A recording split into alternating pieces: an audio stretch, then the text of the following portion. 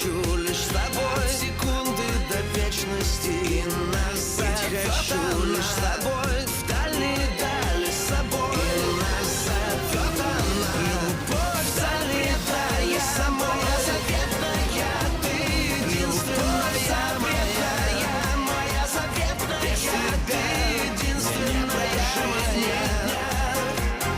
Без тебя травы кружатся, будто молятся, я склоняюсь пред тобой, будто молятся, я склоняюсь пред тобой. И не надо мне, и не надо мне, не надо мне судьбы другой. И не надо мне судьбы другой.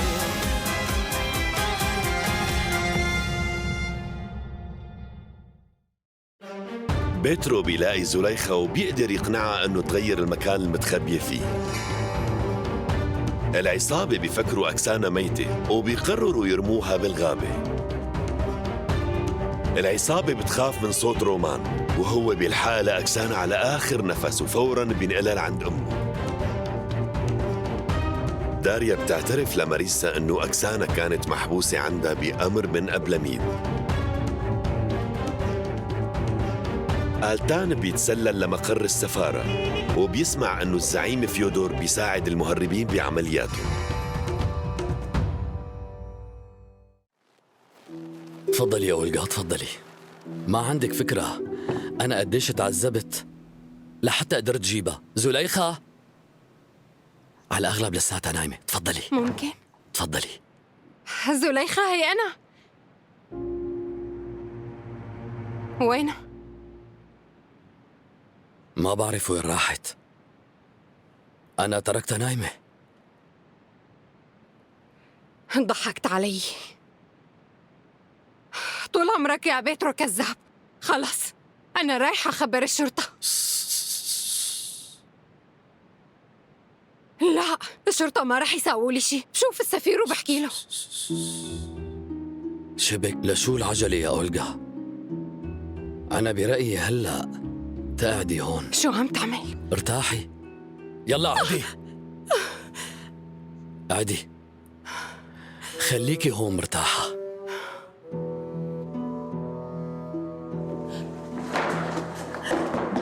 افتح الباب. عمل لك افتح الباب وإلا رح تندم. مكانس حمام، مكانس حمام معمولين من البلوط والحوض. مكانس حمام، مكانس حمام. عندي جرابات. قربي يا ست، قربي يا صبية. رجعوا التفاحات اللي أخذتوها يا أولاد. ما تنسى الحمام. تفضلي يا صبية، هدول أحسن مكانس بالسوق. لا شكرا. كل السوق كله ما بدها يشتو. أحلى الكفوف. تعالي تفضلي شوفي بضاعتي. حمام. تشتري مني هالخاتم؟ قربوا. وهذا قد ايه بيسوى؟ ببيعه ب100. 100 روبل؟ طيب قديش بتعطيني؟ لا هيك شيء ما بيلزمني. ورجيني شو عم تبيعي؟ هذا الخاتم بدي بيعه. قديش بدك فيه؟ 100 روبل. لا غالي كتير. معيكي ما بنختلف. قولي لي شو اللون اللي بدك اياه. جرابات بدك في عندك خياط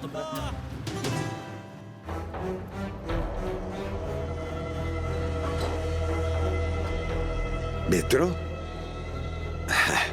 أهلين. شو في أخبار جديدة؟ في بس هالأخبار مو منيحة لإلك. بصراحة أنت هلأ بخطر كبير. خطر شو؟ عندك فكرة مين بتكون الست يلي حاولت تاخد منا مصاري بتعرف؟ التركية ما. ومو أي تركية. بتكون هي الست مرت ابنه للسفير التركي.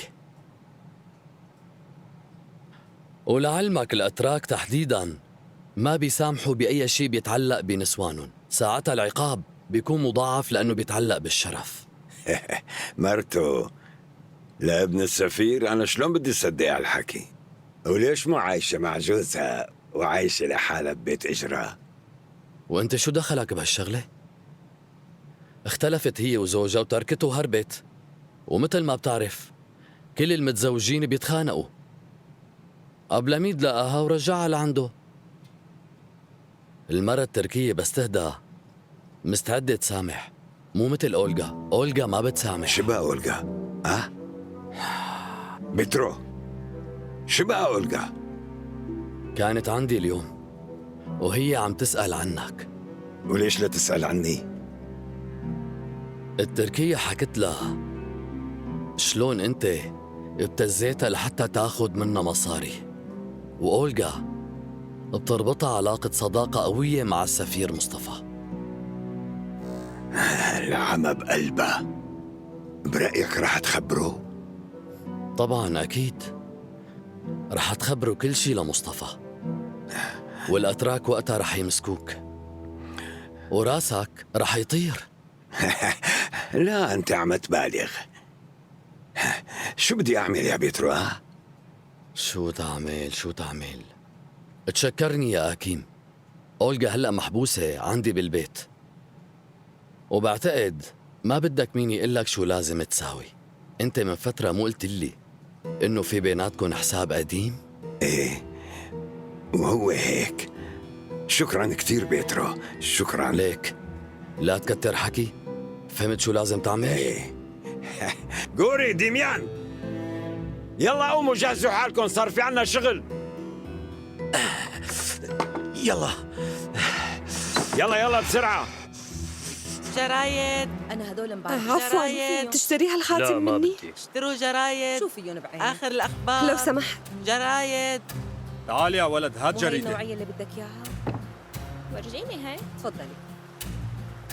تشتري هالخاتم؟ طب شوفي هاي نوعية كتير ظريفة. لا يسلم وخلص. لك خلاص. شكله هالخاتم غالي. قد ايه بدك حقه؟ بدي حقه 100 روبل. طيب بيمشي ب90؟ هالمصاري أنا كتير محتاجتهم. طيب مو مشكلة، رح اخده، بس بقدر جربه؟ ايه طبعا. وقف، رجع الخاتم. عندك وقف يا حقير. إذا ما بتعرفي تبيعي لا بقى تجي لهون.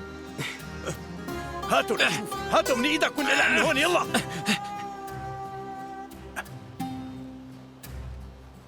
تفضلي. يسلم. هاي القطعة غالية، من وين جايبتيها؟ هاد إجاني هدية. على كل الأحوال ما بيسوى بنت مع هيك خاتم تمشي لحالها. روحي على البيت. لا أنا ما عندي بيت هون. ما عندك بيت؟ من وين أنتِ؟ جاية من مكان بعيد كتير. يا بنتي، مانك بردانة؟ طيب مانك جوعانة؟ طيب شو رأيك تعالي نروح، أنا عازمك. يلا امشي، أنا حابب أعزمك اليوم. تعالي لا تخافي. وإذا عبالك كمان ممكن نضيف لك جزمتك ببلاش.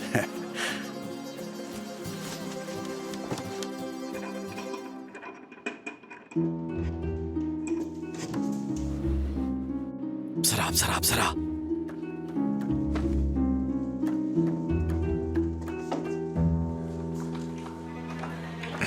فوتوا. يلا بسرعة. شيطانة نامت. يلا ها الشرشف لنلفها فيه. لا تقرب على الشرشف. يلا بس لفوها بالسجادة هيك أمل. بالسجادة أحسن ما حدا يلا. يحس. ايه تعال لفخ. مسكنا عندك ايه شيطانة. يلا شد. لحظة. يلا لف. يلا حميل. بسرعة. يلا شيلوا معي. ممتاز. انتبهوا لحدا يشوفكن.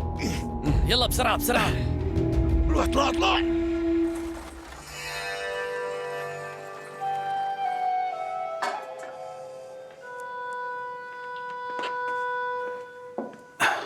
شكلك كتير جوعانة، وكأنك من امبارح مو أكلة أي شيء. كلي صحة وهنا. معلش، تحكي لي عن حالك شوي؟ ما بعرف شو بدي أحكي لك. ما في شيء مهم. كيف؟ معقول ما في شي تحكي؟ طيب إذا بيهمك رح أحكي لك. أنت عم تقولي إنه ما في عندك بيت. إيه وأنا كمان ما عندي، ومثل ما بيقولوا ما في لا قدامي ولا وراي، ما بملك أي شيء أبدا. متزوج؟ كنت متزوج. كنت متزوج وتركتني. ولوين راحت؟ يعني مو راحت، قصدي طفشت لبعيد. إيه شو بدنا نمضي القعدة كلها حكي عني؟ كمان أنت احكي لي، وين بيتك؟ وينهم أهلك؟ هو أنا كنت عايشة بتركيا ولازم أرجع لهنيك بأقرب وقت ممكن. يعني مانك مرتاحة هون؟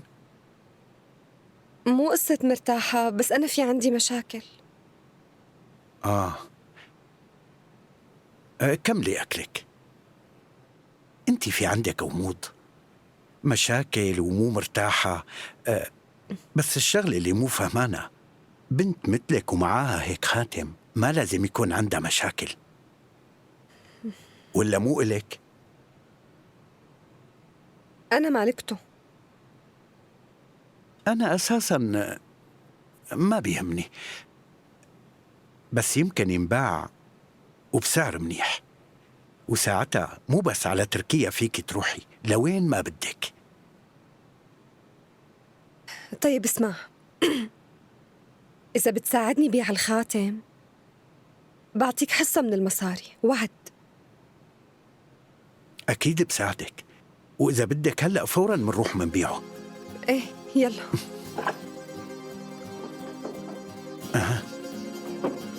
تفضلي مسحي ايديكي. يسلم إيديك على الأكل. يلا خلينا نمشي.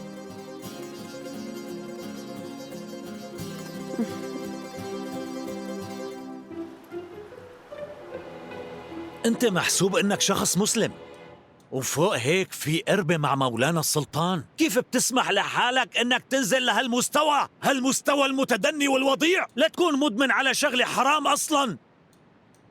بتصرفاتك هي عم تعطي لأعدائنا كتير حجج قوية ليوقفوا ضدنا، وبكرة بس يعرف السلطان إنه قريبه عم يتصرف بهي الطريقة فوراً رح يأمر بإنه تتعاقب، ورح تخسر كل شيء بتملكه هلأ ويمكن مستقبلك. أبي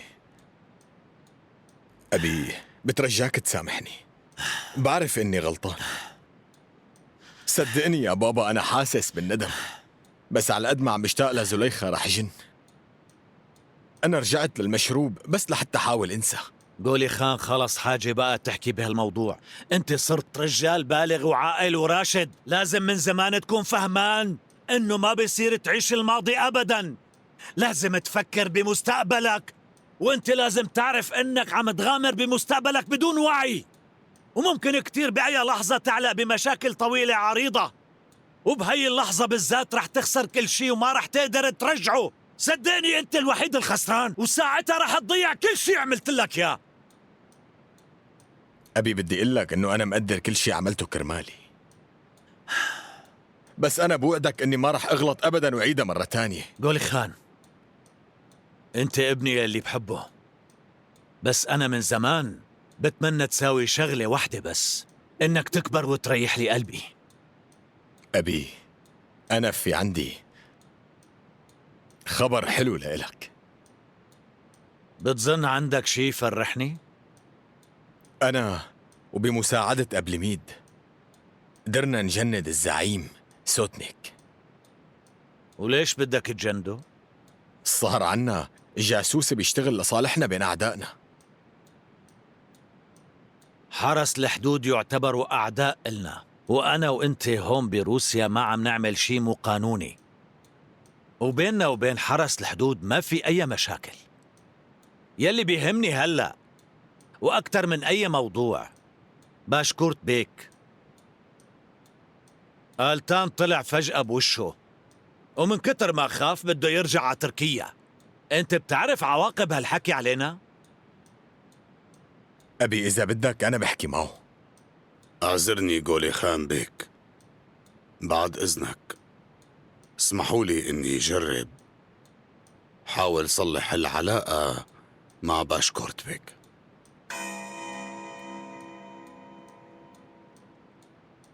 معه حق، الحكي يلي عم يقوله صحيح. باشكورت بيك ما رح يسمعنا لا أنا ولا أنت، بيسمع قبل ميت. يلا تصرف. أنا رح نفذ اللي بتقوله، وهلأ بدي روح واشتري هدية لأيقول. الهدية فكرة جيدة. شكراً.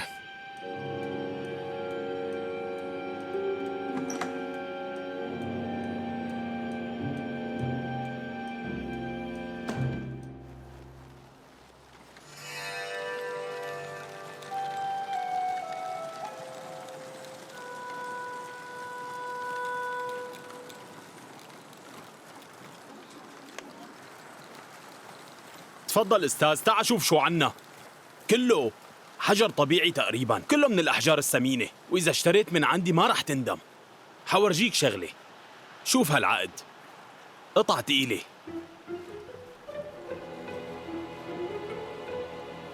هالعقد ما حلو بنوب.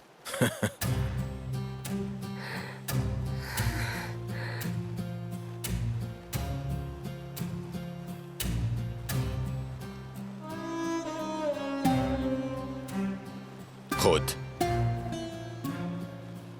شو عم تعملي؟ في شخص بالسوق ما لازم يشوفني أبداً. طيب لكن خلينا نروح. مراد وراي بسرعة.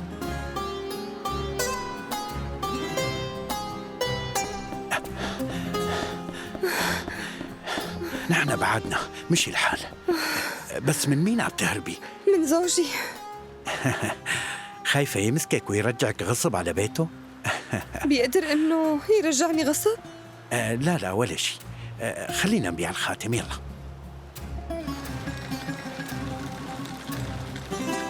باشكورت بيك، أنا معك تماما. مصطفى بيك صار لازم يروح فورا. هو عم يسيء هون لسمعة تركيا والسلطان. بعد هالتصرف يمكن يكون هذا الشيء إنقاذ لشرف السلطان يلي هو أهم من مصطفى بيك. تصرفك بيرفع الراس. ما في أغلى من مولانا السلطان غير الرب. اللي قبل ميد، أنا حابب أعرف رأيك بخصوص هالصداقة بين مصطفى وهديك الروسية أولغا. بتصوري إنه هالصداقة كتير مريبة. معقول يكون ناوي يزوجها لجولي خان؟ لا ما بعتقد. الزواج من دين تاني مو معترف فيه بالأصل. شو يلي رح يمنعها إنها تدخل الإسلام؟ وهي كمان فقيرة ومن عائلة مو معروفة. بعتقد في شي تاني. مثل شو؟ بتوقع لما كان مصطفى بيك شاب صغير، لما كان بروسيا، وحسب معلوماتي كان عنده علاقة مع بنت روسية. وصلني معلومات عن هديك الفترة إنه هي جابت له ولد. عن جد هيك؟ كتير حلو. في عندك إثباتات؟ بصراحة هذا كله إشاعات، مو سهل أبداً الإثبات، لأنه القصة صار لها زمان. اسمع، يمكن أولغا هي نفسها أمه للولد. أنا ما خطر لي هيك. طبعاً هي مستحيل تكون بتقدر تورث منه شي، بس فينا تجيب ولد، وساعتها بيكون هو الوريث إذا صار شي مع جولي خان. لا، عن جد مصيبة. الله لا يقدر هالشي. لازم نهدي، ما في داعي نستعجل أبداً. أنا رح أحاول لاقي إثباتات وبخبر حضرتك فوراً. بدك تحاول، وتأكد رح يكون عندك صديق بقصر السلطان، ورح حاول أقدم لك كل المساعدة اللي بقدر عليها. أنا بعتذر من حضرتك وبتشكرك. هلا بدي أطلب من حضرتك إذا ممكن تتصالح مع مصطفى بيك بعد إذنك.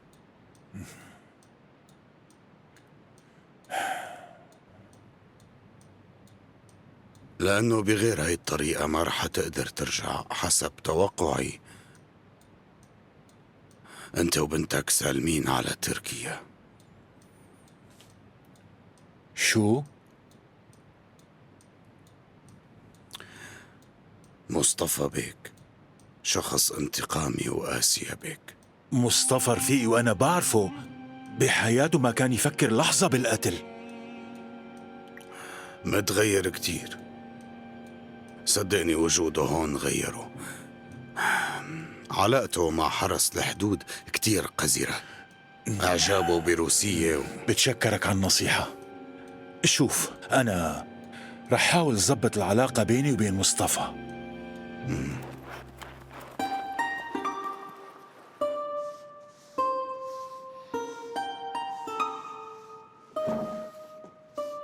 يور ملاي، شو صار معكم؟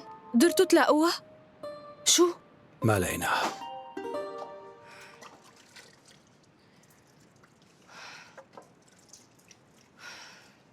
شو هالمصيبة هي؟ وين معقول تكون؟ وهي حامل، ما كان لازم إنها تروح لحالها. خلاص لا تخافي، نحن حنلاقيها أكيد، هاد وعد. قومي حطي لي أكل. سمعتوا الخبر؟ شو؟ هي رجعت، أكسانا رجعت لعنا. وينها؟ وين يعني؟ لك هون بالضيعة وصارت بالبيت من شوي. عن جد؟ نشكر الله بإنها. يلا شكرا تعالوا. لك ليبوشا. أهلين.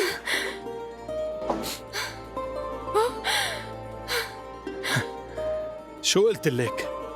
قلت لك حترجع وليك رجعت.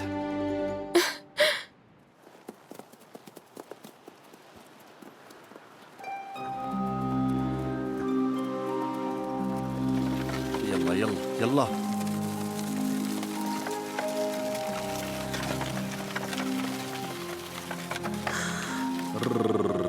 وقف. عمهلك وين رايحة؟ استني. اوبا.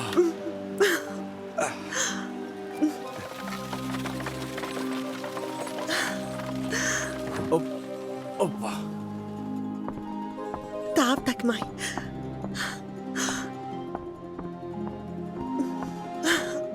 شكرا كتير، وأخيرا وصلت على بيتي.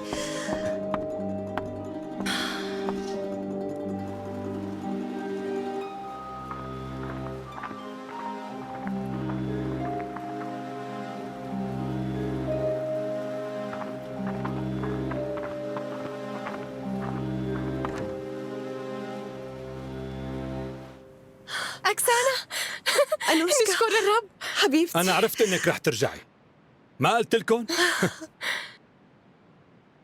كيفك؟ طمنيني، أنت منيحة؟ منيحة اللي رجعتي لنا بخير وسلامة. نشكر الله إنك رجعتي بخير أكسانا. شو وينه فيودور؟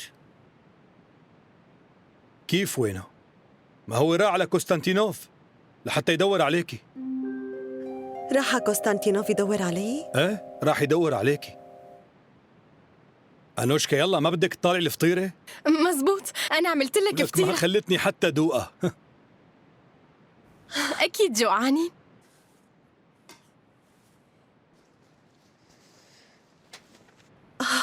شو هاد؟ هي الرسالة كانت معي وقت لاقاني رومان بالطريق.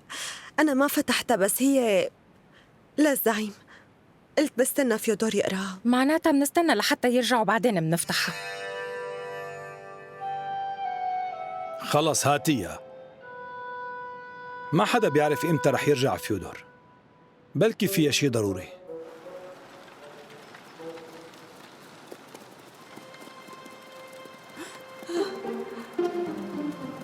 فيودور، أكسانا رجعت على البيت.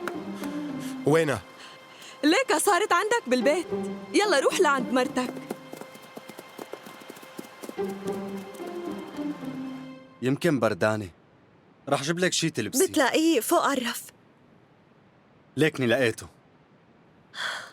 خلاص يسلم. فيودور،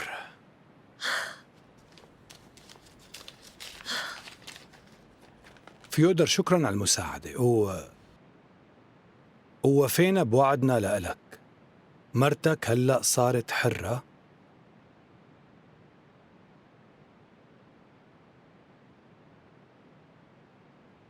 والبضاعة مرقت. ولا تزعل منا، هدول المصاري تعبك معنا، وهي البداية وبس. ولسه رح يكون في تعاون بيننا، وبس تجي البضاعة مرة تانية أكيد رح نتواصل معك. وأخيرا رجعتي، كيفك؟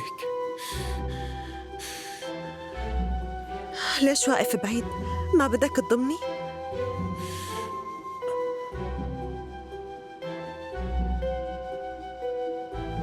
أنا ما كنت بمشوار، أنا كنت مخطوفة وكنت رح موت كمان. بس اللي شايفه إنه في حدا أخذ دوري وحاضنك. فيودور، وين رايح؟ استنى فيودور، هون فيودور. استنى شوي، هو ماله علاقة، استنى. لكن خليه يرجع حتى يشرح لنا. هي طلباتهم وإلا رح تموت. وليش لا ياخذون؟ هدي طولي بالك، عود. تفضلي اشرحي. استنى فيودور، فهمتنا غلط أنا وأكسانا. أنا لقيتها على الطريق، هي كانت غميانة وأنا لقيتها وساعدتها. بعدين أخذتها لعند أمي على المطحنة وعالجناها. وصدقني هي بتحبك لإلك. بس الحب مبين بعيونك، ولا شايفني ولد قدامك؟ أنا بس قدمت مساعدة، هي إنسانة طيبة ما تفكر فيها هيك. اسمع شو بدي لك، إذا بشوفك قريب منها رح بقتلك، مفهوم؟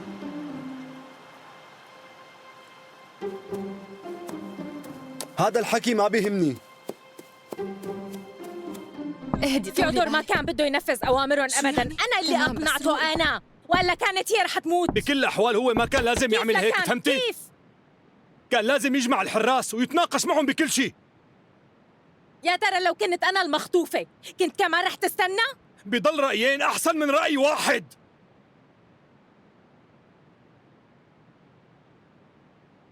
آخ منك فيودور.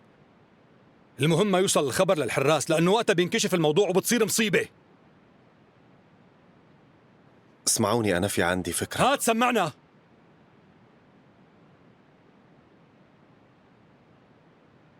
الأتراك يضلوا مفكرين إنه مشي الحال ويكتبوا له رسالة. شو يعني؟ روقي. منا منعرف إمتى وين رح تمر القافلة تبعهم، وبتكون مناسبة لنا ناخدهم هنن والبضاعة. حرس الحدود إذا سألوا منقول لهم إنه هي كانت خطتنا من الأول. لا، مو ظابطة هالفكرة. وليش بقى؟ التهريب وراء أبلميد، وإذا انكمشت القافلة رح يختفي وما رح تقدر تثبت علاقته بالتهريب أبداً.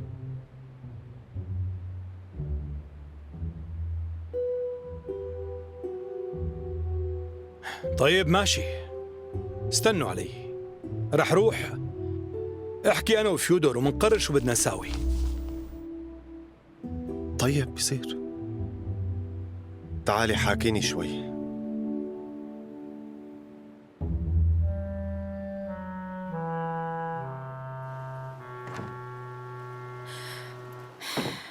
ماريسا. نعم.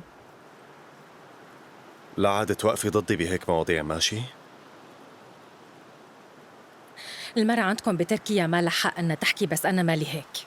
معناها بتتغيري؟ لا، هالشي ما رح يصير.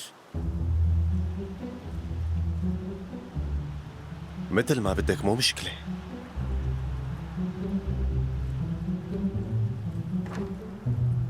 وينه فيودور؟ هلا هو راح. لوين بده يروح؟ أنا شو بيعرفني؟ لك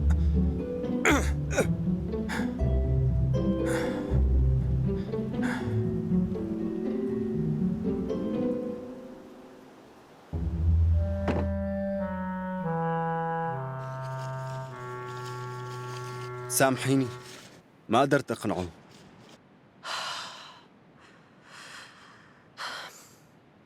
طبيعي إنك ما رح تقدر تقنعه، أنا أكتر وحدة بعرفه. ألتان،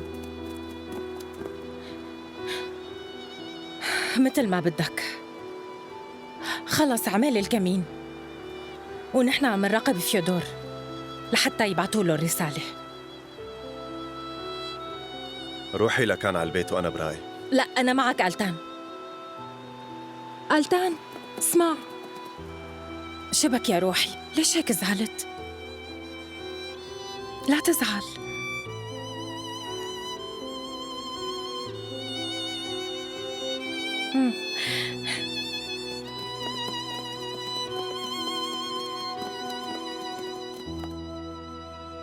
اسمع رومان، شكراً كتير على كل شي عملته. فيك تروح على البيت، أكيد أمك هلأ بتكون عم تستناك وقلقانة. كيف رح تضلي لحالك هون؟ انت لساتك تعبانة. مو مشكلة، أنا بدبر حالي.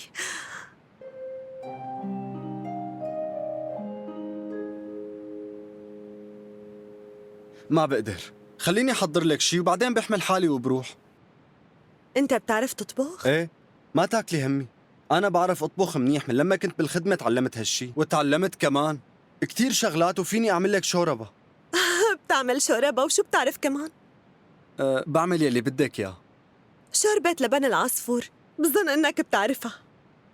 وحتى لو ما بعرفها، أنت خليكي مرتاحة وأنا بحضر لك شي. شو مهضوم؟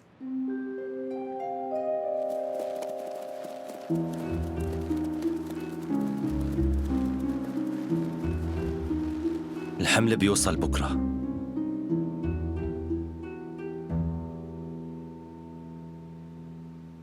انت لازم تأمن لنا الطريق.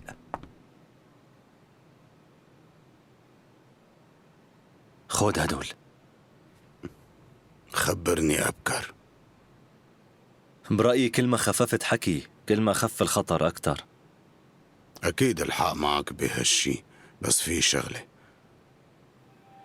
كيف رح نتعامل مع حرس الحدود؟ الحراس؟ ايه، حرس الحدود لازم نعمل حسابهم. ايه دبرها، معك مصاري كتير. رح ندبرها، بس انت خبرني قبل.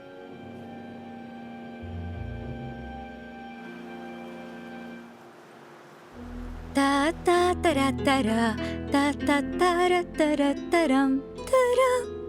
تفضل. ممكن فوت؟ فكرت انك ما رح تجي ابدا.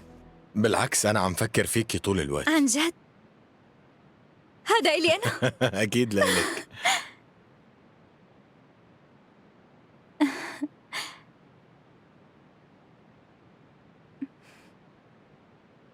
قديش حلو. شو رأيك؟ بجنن عليكي. كأنك مزعوج شوي. مزعوج من الخلاف اللي صار بين أهالينا. الحمد لله هلأ تصالحوا، ليكن عم يلعبوا طاولة. عن جد؟ ايه. كتير حلو. لا بس هالمرة خليها لبعد العرس. ماشي، مثل ما بدك. ليش انت ولا مرة قلت لي أيقول حبيبتي؟ وليش لأولى إذا أنت أميرتي وحياتي ومستقبلي؟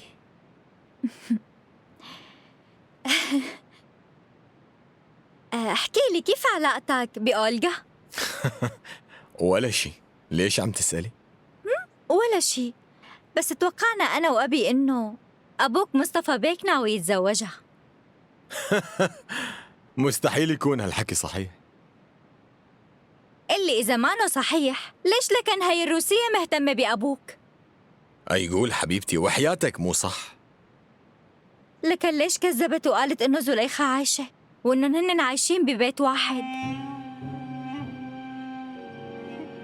أنا امبارح كنت عندها. بتعرف بمين التقيت هنيك؟ بمين؟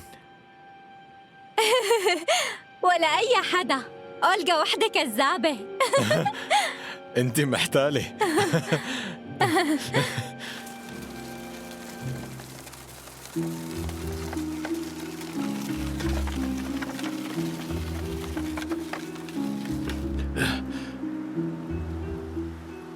نادي لشوكة.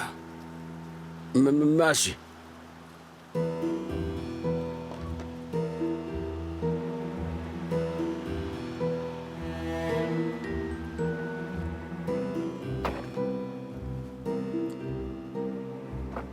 وليش بقى بدك شوكة؟ إذا كان لازمك شيء فيك تتفق معي أنا.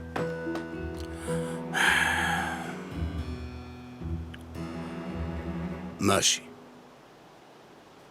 لازم تعطي الزعيم هي الأمانة مني. وهي ترى قديش أجارها؟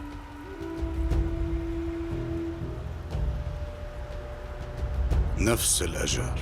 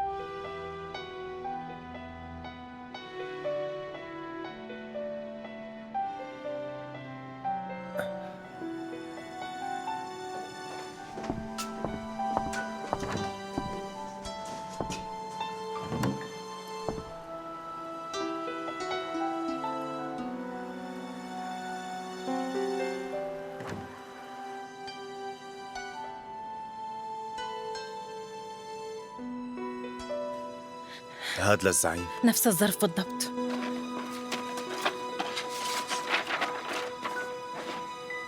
بكرة بيصادف إنه في عطلة عندكم، انتبه ما يكون في حدا صبح عند الحدود الجنوبية. نفس الإجرة. لازم نروح لعند يورمالاي.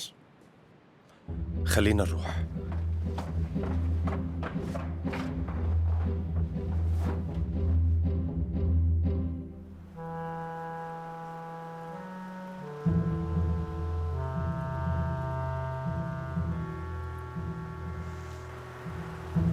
ليك نازار؟ يعني ليش يورمالاي ما أخذ التركي بدوريته وخلاه معنا هون؟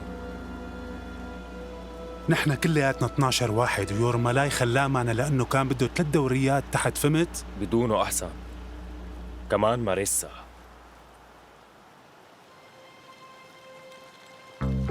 أوه شو هاد؟ صبية حلوة.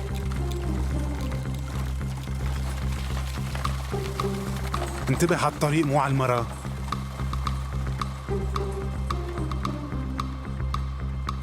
يمكن هدول هنن. انتبهوا كتير منيح يا رجال، الظاهر انه عددهم كتير كبير.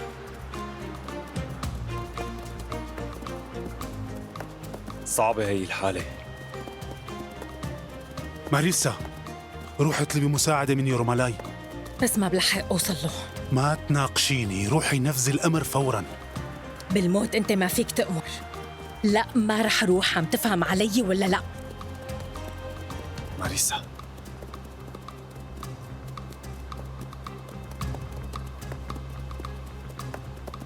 أنا ما رح روح. ماريسا لا تجني، ما رح أخلص من فيودور إذا بيصير لك شي. اسمع، لوين رايح؟ وأنا شو بيعرفني؟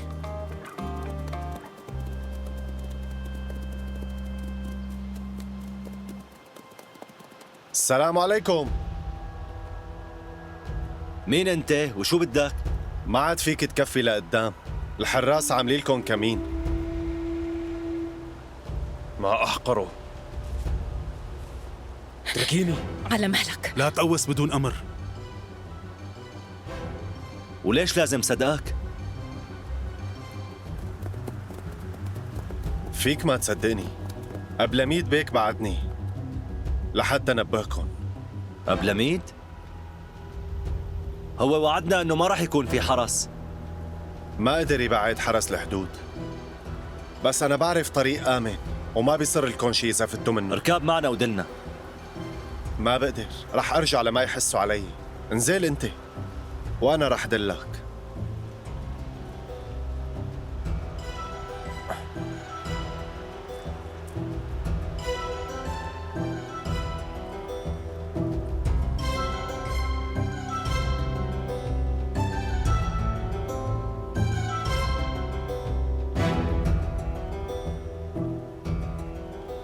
هات لنشوف شو عندك. الطريق هنيك منيح وضيق وفي شجر منيح.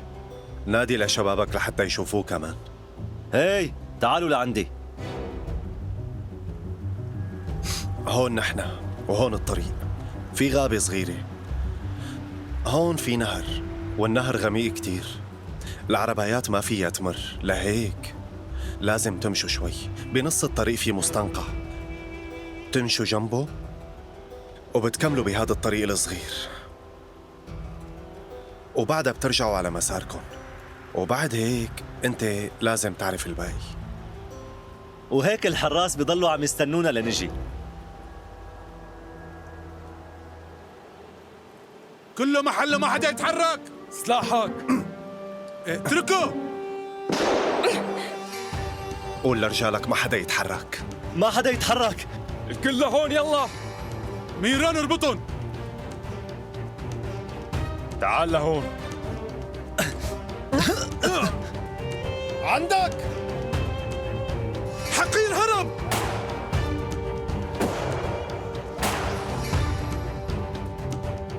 هالواطي